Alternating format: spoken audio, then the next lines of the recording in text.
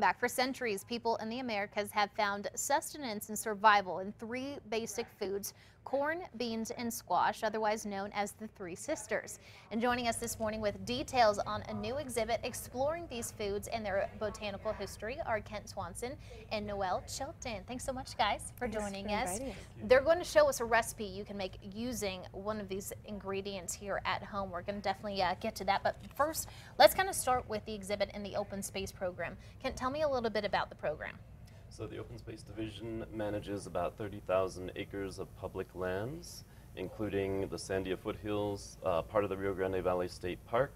We also co-manage part of the Petroglyph National Monument, and we also have a visitor center which has agricultural lands that we manage for wildlife. And we also have a garden which interprets both pre-Hispanic and Native American gardening traditions and modern gardening traditions as well. And the visitor center is also an interpretive site for a Pueblo ruin that's very important in this region, as Coronado was there during his explorations. And the Three Sisters exhibit is going to be in the Visitors Center, correct? Correct, right. In our gallery space. Yeah. So Noelle, I want to get right into it. We're talking about the Three Sisters, and you're actually going to make us something today, correct? Yes. What are you going to make us? We're going to make elotes preparados, which is a Mexican street food. It's basically corn on the cob with lots of yummy toppings on it. Okay, so while you're doing that and preparing that, tell me a little bit about the significance of the three. So the Three Sisters, corn, beans, and squash are all crops that are here in New Mexico. They have had a strong presence for generations, and they come from Mesoamerica, so that they are crops that have been domesticated through time, and they also, well, they've spread pretty much throughout the world and become very popular dishes.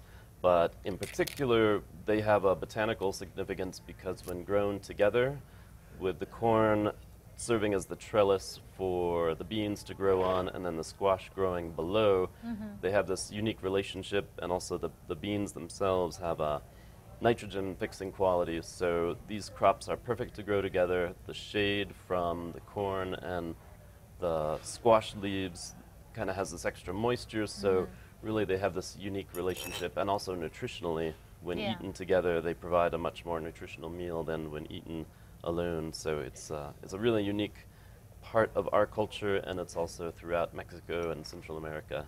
Yeah, absolutely. Like you were saying, it does grow here in New Mexico. And Noelle, what are you putting on there? Mayonnaise. Mayonnaise. Okay, perfect. Right. So that's kind of the same. You peeled the corn, and then you got the mayonnaise. What's the next step after that? Yeah. So you boil the corn with Mexican tarragon, and then you peel off the layers because you cook it with a few of the layers still on. Okay. And then you put the mayonnaise on. So that's kind of in lieu of butter, you know, like we use here. Yeah. So after the butter, then we put on some of this cotija cheese, or you could probably use Parmesan cheese as well. Gotcha, that's what you got there. Yeah, this is the cotija cheese that you can find in Mexican markets here in town.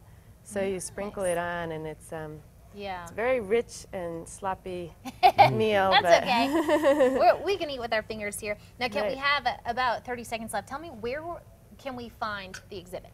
So the Open Space Visitor Center is located at 6500 Coors, and it's off of Coors between Montaño and Paseo del Norte off of Bosque Meadows Road.